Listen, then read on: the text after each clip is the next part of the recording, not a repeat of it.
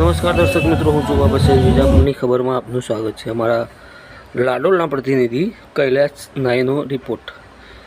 વિજાપુર તાલુકાના કોંગ્રેસના ઉમેદવાર પટેલ દિનેશભાઈ તુલસીભાઈ આજે લાડોલ ખાતે પોતાનું ચૂંટણી પ્રચાર કર્યું હતું. સ્વર્ગસ્થ આત્મારામ કાકા પટેલની પ્રતિમાને ફૂલહાર કરીને સમગ્ર લાડોલ ગામમાં ડોર ટુ ડોર કેમ્પેન ગોઠવી અને તેમના કાર્યકર્તાઓ અને કોંગ્રેસના આગેવાનો સાથે વિજાપુરના લાડોલ ખાતેના બજારમાં પોતે પ્રચાર કરવા માટે નીકળ્યા હતા. જોઈ શકો છો સીધા દ્રશ્યો જે છે વિજાપુર તાલુકાના લાડોલ ગામનું છે.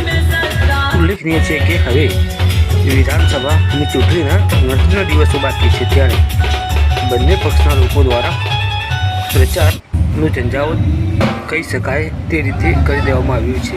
અને તે પણ જણાવી દઈએ કે દિનેશભાઈ પટેલ કોંગ્રેસમાંથી આવતા 18/4/2024ના રોજ પોતાની ઉમેદવારી નોંધાવવા માટે જઈ રહ્યા છે, ત્યારે પ્રચાર